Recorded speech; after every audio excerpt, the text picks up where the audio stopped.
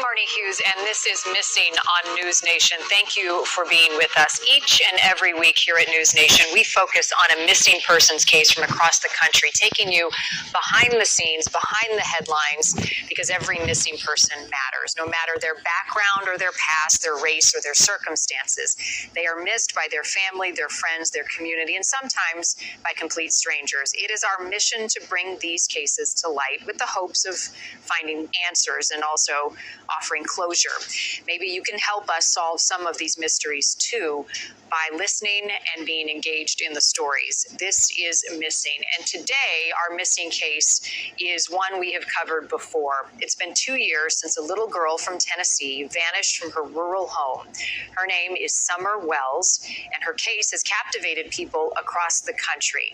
We have a brand new age progression photo to share with you from the Tennessee Bureau of Investigation in this case, and this shows what Summer would likely look like today. She was 5 when she disappeared. She would be 7 years old now. All of the attention in this case has led to no tips, no leads for investigators, but it has led to harassment towards her parents, and they have been at the center of the investigation. Law enforcement remain tight-lipped about what they know and what they have as evidence, but Summer's father did sit down with News Nation recently. He maintains his innocence, and he wants to keep his daughter's story in the headlines. This is Summer Wells. The 5-year-old lived at this house in Rogersville, Tennessee, a tight-knit community of less than 5,000 people. On June 15th, 2021, her parents say Summer was helping plant flowers with her mom and grandmother. She wanted to go into the house. My wife watched her go into the door, and she went into the house, and the boys were on the internet, of course. She wanted to go downstairs to play with her toys. I yelled downstairs for her a couple times, and I didn't get no answer, which was unusual. And so I went down there to check, and she was nowhere in sight. 2 years after her parents, Don and Candace Wells, gave those accounts, that's still all we know about the last time Summer was seen. Almost immediately, Summer's parents became the center of a police investigation. Summer's parents, Candace and Don, had something to do with this, or have you ruled that out? We haven't ruled anything out. Everything's possible. Could she have gotten herself into a situation where it wasn't her fault, but No. you know what I mean? No, she's a good mother. She loves her children. She's not going to allow any situation like that. The biggest mistake she might have made is maybe choosing some wrong friends, which is, it happens. Don Wells pleaded guilty to driving under the influence last year. Candace also filed an order of protection against him, but asked for it to be dismissed. He now faces criminal charges in 3 states, including a domestic assault arrest in 2020. 2 years later, investigators have not charged either Don or his wife in connection to Summer's disappearance. Everybody makes mistakes, and we all have to learn and go on. We're doing better. It's still very rough for my wife. Don Wells sat down with News Nation to talk about where the case stands today. His wife hasn't sat down for an interview since this appearance on Dr. Phil in 2021, where she walked out of an interview in Texas. No, I'm being interrogated again, and I don't want to do this no more. Yes, I am. We'll stop. I want you to feel comfortable. Since Summer's disappearance, Don says their life has been consumed by harassment from people online who believe they're responsible for whatever happened to Summer. Before you know it, you're getting a mob going. My wife could go to the store and somebody would scream at her, baby killer. Candace. He sent us videos from one of his job sites where some people were demanding to speak with him about the case. We're going to follow you. We're going to wait here all day. Don says it's gotten so bad he had to leave the state. Now the two live in a motel in Arkansas, where Don was able to find a new job. As for Summer's case, Don says they have private investigators working with police. The Hawkins County Sheriff's Office is still working alongside the Tennessee Bureau of Investigation. Both agencies declined to give us an interview. Don says he hasn't learned anything new from police, but has always said he believes Summer was abducted. In the past, the sheriff said there's no evidence that happened. Nothing nothing pointing to abduction, nothing pointing to foul play, other than her walking outside the house and not being found. There was also a key tip from a neighbor in 2021. A woman and her teen children told police they heard a scream about an hour before Summer went missing. I wish every day that when I heard that scream, I hadn't tried to dismiss it. But the sheriff said after multiple interviews, that tip led nowhere. One clue they're still looking for is a pickup truck seen in the area around the time Summer vanished. It's described as a red or maroon Toyota truck with ladders on the back. Even if it's found, police aren't sure if the truck is connected to the case. I do have hope. Whatever the outcome is, I have hope in God. One day, either sooner or later, I will be with my daughter again. The sheriff did decline an interview in the case. He emailed us, however, saying he expects to update us on the case in the near future. In the meantime, Don and Candace have 3 boys. They have been taken by Child Services. That happened a month after Summer's disappearance. Don says they have not been allowed to talk or see their boys in half a year, but he does hope that he gets them back. I want to show you once again the age progression photo of Summer Wells, what she would look like now, as I welcome in our News Nation reporter from that area of the country, Johnson City, Tennessee, Ansley Daniel. She's been on this case since the beginning. Ansley, thank you for being here. As we look at this age progression of what Summer would look like now 2 years later, what impression are you? Not doing any updates this year. They held a press conference last year on the 1-year anniversary. However, they did tell us that Summer would not have been eligible for an age progression photo until she had been missing for 2 years. This is through the National Center for Missing and Exploited Children. They have a team of forensic artists. I actually spoke with someone from that organization yesterday. And so apparently it takes 2 years for these children to even be eligible for these photos. And unfortunately, this seems to be the only update that we're going to be getting in this case on this 2-year anniversary. Ansley, as I said to you a moment ago when we were on the air for News Nation Live, there is so much interest in this case. As soon as we said we would be revisiting it, and it is one of the first missing cases that we covered, the emails started pouring in. People care about this case now, 2 years later, just as much as they did when Summer first went missing. I have a lot of questions from viewers, and I'm going to try to get to some of them. Some may be difficult to answer, but you're closer to the case than most. I want to begin with a question from Betty in Florida, and she says, does law enforcement have any person of interest or suspects in the case, or have they, throughout the investigation, any evidence discovered that supports the theory that Summer had been abducted? Can you shed any light on that question from Betty? So since the very beginning, law enforcement said that everyone is a suspect in this case, meaning her parents, people who were close to her at church, anybody in the family, such as her grandmother, maybe even implying to other members of the family and neighbors. So again, law enforcement has not ruled anyone out 2 years later. However, nobody has been charged. So I think that that's important to kind of say both of those things, that again, everybody is on the table when it comes to being a suspect. However, 2 years later, there are no charges. Now, when it comes to the abduction theory, law enforcement has not given us any information or evidence that supports that. However, they also have not given us any evidence that goes against that claim.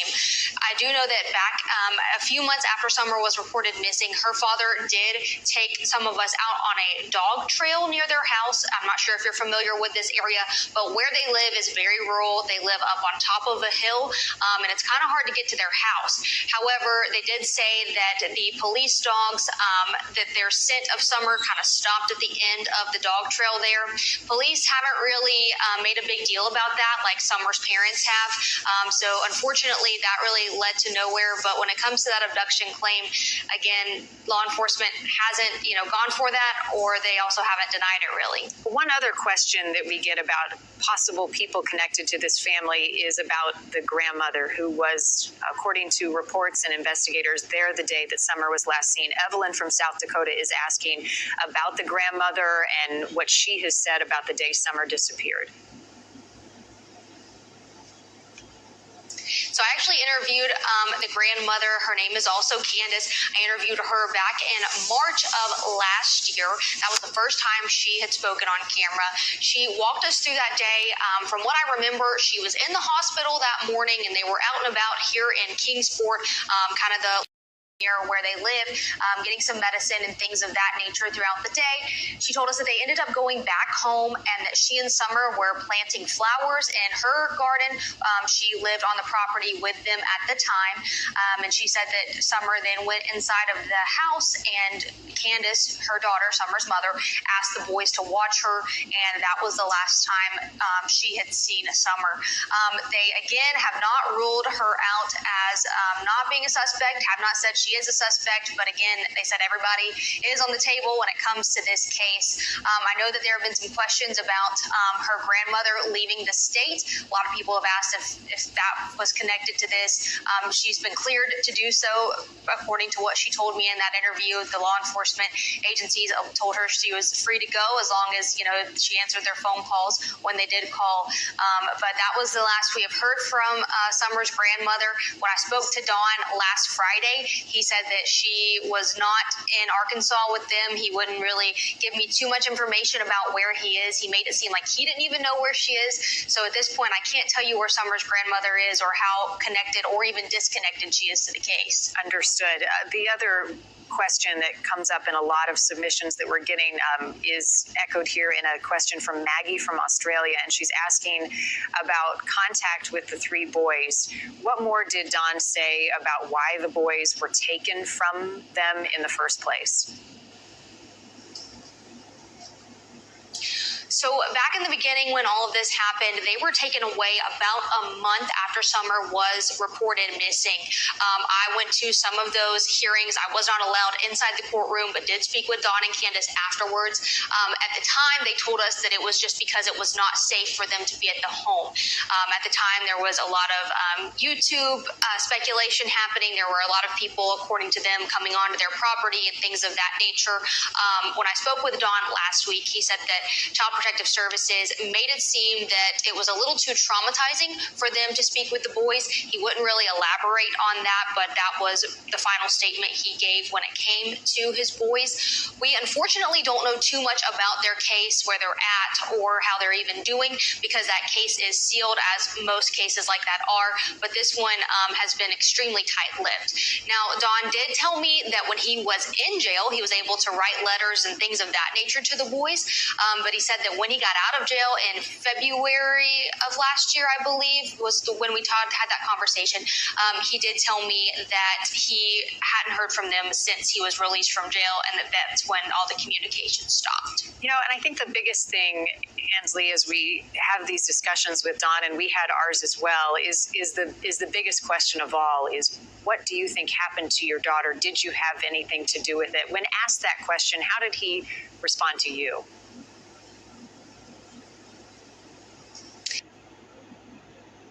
This is Lauren from CNN News here to urge all Americans who haven't claimed their new $5,200 subsidy. The White House has just announced. The biggest question of all is, what do you think happened to your daughter? Did you have anything to do with it? When asked that question, how did he respond to you?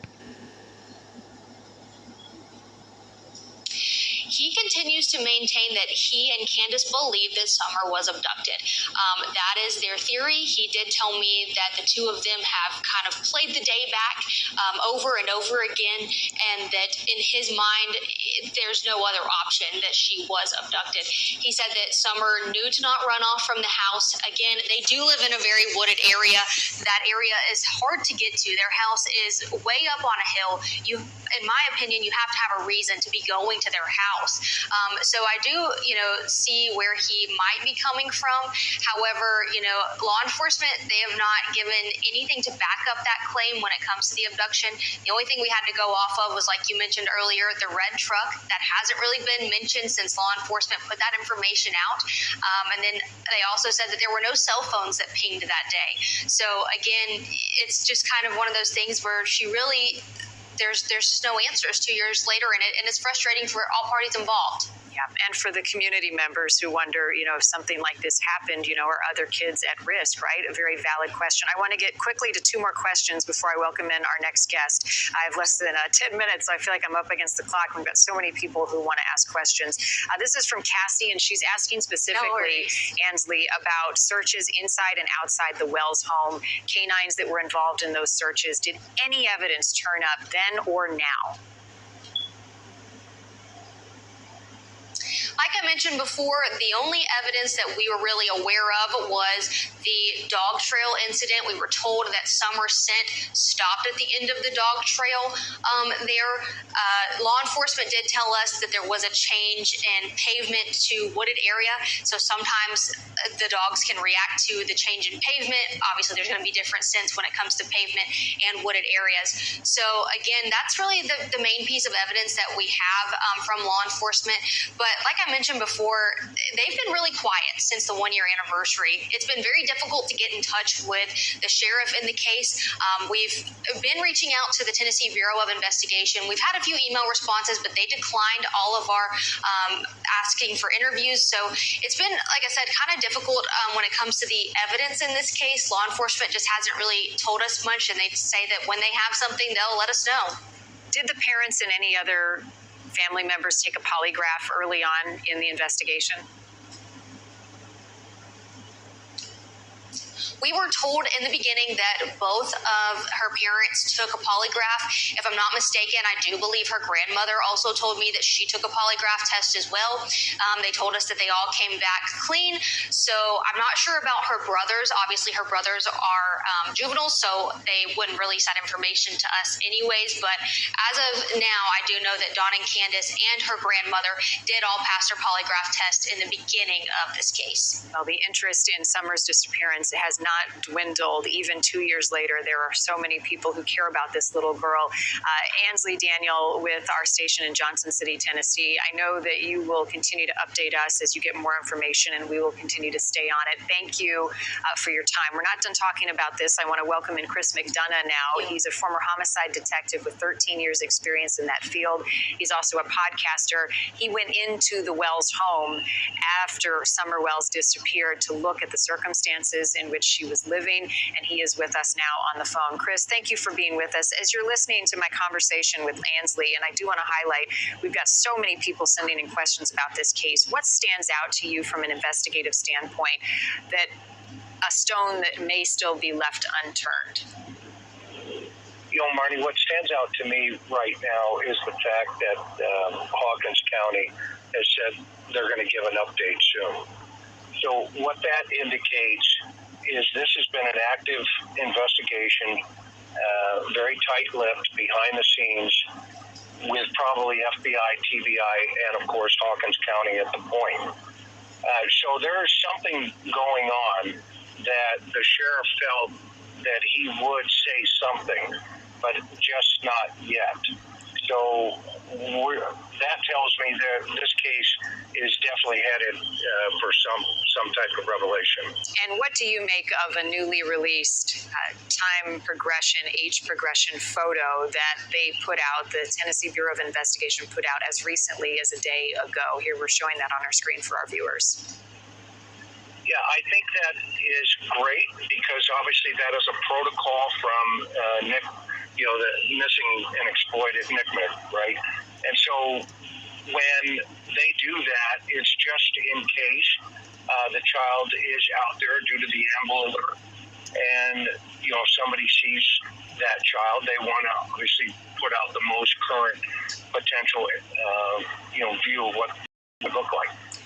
I think the thing that so many people have a hard time reconciling is she was on her property, her family was around, her mom and grandma were there, her brothers were there reportedly, and she just vanishes. There's no evidence of an abduction that took place. The dogs picked up a scent. What do you pick up on based on what evidence has been released publicly that just is peculiar, that sticks in your mind? Well, I think, the first thing that everybody has to consider is what they call the victim risk continuum. The 5-year-olds just don't vanish from their basements. And suspects don't take that type of risk as well.